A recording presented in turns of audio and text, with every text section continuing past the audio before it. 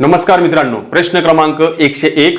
समभुज चौकोनाची प्रत्येक बाजू 61 सेमी आहे, त्याचा एक कर्ण 22 सेमी लांबीचा आहे, तर त्या समभुज चौकोनाचे क्षेत्रफळ किती? मित्रांनो, सर्वप्रथम आपल्याला समभुज चौकोनाची जी व्याख्या आहे ती माहिती असणं गरजेचं आहे. समभुज चौकोन म्हणजे त्याच्या सर्व बाजू ज्या आहेत त्या सारख्या असतील आणि त्याचे काही उपप्रमेय आहेत तेही आपल्याला माहिती असायला पाहिजेत की इथे जर तो समभुज चौकोन असेल तर त्या समभुज चौकोनाचे कर्ण जे आहेत ते परस्परांचे लंब दुभाजक असतात, परपेंडिक्युलर बायसेक्टर असतात. म्हणजे याचा अर्थ ही लेंथ ही सारखी असेल आणि ही सुद्धा जी आहे ती सारखी असेल. त्याच्यापैकी त्यांनी बाजू आपल्याला 61 सेंटीमीटर दिलेली आहे. एक कर्णाची लांबी तुम्हाला 22 दिली म्हणजे ही 11 आणि 11 होईल.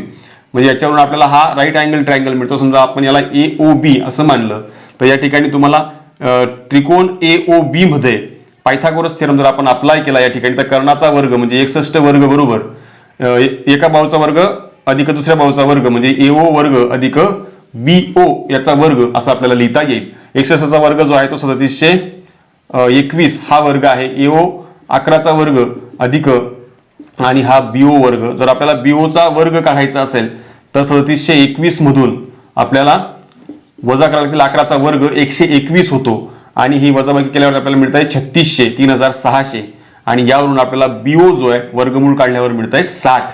म्हणजेच तुम्हाला ही जी बाजू आहे एक ती मिळून गेलेली आहे. आणि आपल्याकडे त्रिकोणाच्या एरियाचा फॉर्म्युला आहे, त्रिकोणाच्या क्षेत्रफळाचं फॉर्म्युला आपल्याकडे आहे 1/2 गुणिले पाया गुणिले उंची. इथे पाया जर 60 असेल आणि उंची त्यावेळेला 11 येईल.